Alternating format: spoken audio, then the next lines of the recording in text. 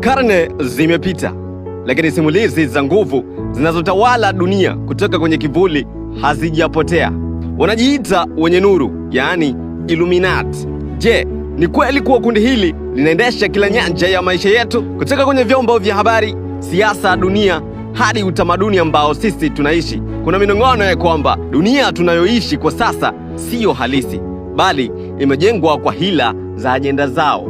Leo tutapita kwenye hadithi zisizotarajiwa, ushahidi unaostua na onyo lisiloweza kupuuzwa. Hii ni safari ya kuelewa jinsi ambavyo Illuminati wanavyopanga mustakabali wa dunia kwa njia zao zisizoonekana. Leo ninakujuza jinsi ambavyo Illuminati wanazileta ajenda za kishetani na kutawala dunia. Tukianza na ajenda ya mapenzi ya jinsia moja, yaani LGBTQ, inayoleta mtafaruku hasa katika mataifa ya Afrika na Asia. Katika ulimwengu wa mabadiliko ya kijamii, harakati za haki ya mapenzi ya jinsia moja zimekuwa moja ya ajenda kubwa sana. Lakini pia nyuma ya pazia, nani anayesukuma harakati hizi na kwa nini? Hadithi ya Alex, mwanaharakati maarufu, inatoa funzo. Alex aligundua kuwa harakati hizi ambazo awali zilionekana za haki zilikuwa na lengo kubwa zaidi: kudhoofisha mifumo ya familia za kitamaduni na kupenyeza ajenda za utawala wa dunia moja. Alipojaribu kuhoji, maisha yake yakaanza kudorora, na mwaka mmoja tu baadaye alikutwa amekufa kwa mazingira ya kutatanisha. Njia ya pili ambayo imefanikiwa kupitisha ajenda zao ni dini kuhusisha kupindua imani za kitaasisi. Wakati dini zinapokaribia kuwa kivuli cha zilivyokuwa, swali linazuka: je, kuna nguvu ambayo inataka kuziondoa dini za jadi na kuanzisha mfumo wa kiroho wa dunia moja?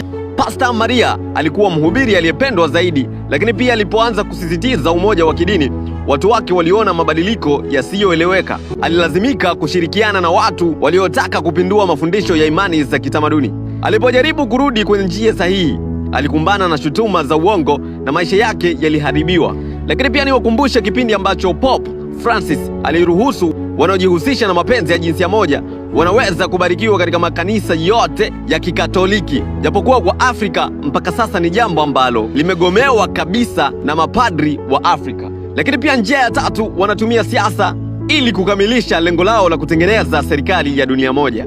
Kila sera mpya inayotangazwa, kila mpango wa kimataifa unaopitishwa una lengo moja kuu: kuunda utawala wa dunia moja. Ndugu James, aliyekuwa mfanyakazi wa Umoja wa Mataifa, alijaribu kufichua hili alipogundua kuhusu mpango mpya kwa jina la The New World Order Agenda ulioidhinishwa katika file.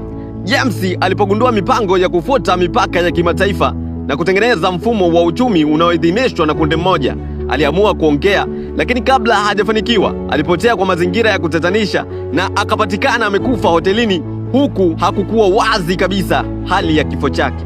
Pia tumekuwa tukiona jinsi ambavyo Umoja wa Mataifa na taasisi nyingine za kimataifa kama vile Benki Kuu ya Dunia wakichukua hatua kali kwa nchi ambayo haitakubaliana na ajenda za mifumo. Mfano halisi ni nchi ya Uganda. Baada ya kupitisha sheria inayopinga na kuzuia moja kwa moja mapenzi ya jinsia moja, waliwekewa vikwazo vingi, ikiwemo kutopata mikopo yoyote kutoka katika taasisi hizo na kutoruhusiwa kuingia katika nchi ambazo zina support ajenda hizo. Mfano mwingine ni mkuu wa mkoa wa Arusha, kwa sasa tunamuita RC Paul Makonda, alipoonekana kuwa kinyume na suala la mapenzi ya jinsia moja kipindi alipokuwa mkuu wa mkoa wa Dar es Salaam, alizuiliwa kutoingia USA.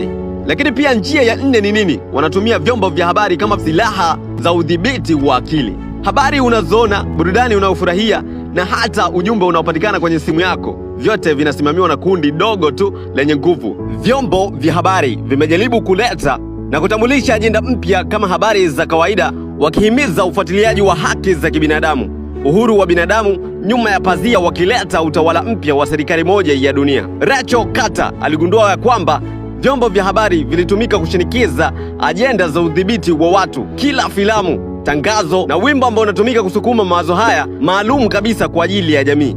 Alipojaribu kufichua hili, alikutwa amekufa, na kile kilichoelezewa ni kuwa alikufa kwa ajali ya gari. Hapa pia tukumbuke kwamba kuhusu movie ya Baby ambayo ilifungiwa katika baadhi ya nchi zilizodai inapotosha maadili na utamaduni wa nchi hizo. Kila mfumo unauona unabadilishwa taratibu. Kila hatua ya mabadiliko inakusudia kuunda dunia mpya isiyo na mipaka, isiyo na imani, inayodhibitiwa na wachache. Ipo kwa ajili ya maslahi ya watu ambao wanatuhamasisha vitu ambavyo havifai. So ulikuwa nami Jitu 1TZ, ambapo nilikuwa nakusogezea story ambayo inahusu Illuminati na mifumo yao yote ambayo wanaileta ili kuitawala dunia zaidi. Wazo lako ni nini? Dondoshe comment yako hapo kwenye uwanja wa comments. Unaambia ni kitu gani ambacho wewe unakiwaza kuhusu serikali moja kabisa ambayo ni ya Illuminati. Mimi naitwa Jitu 1TZ.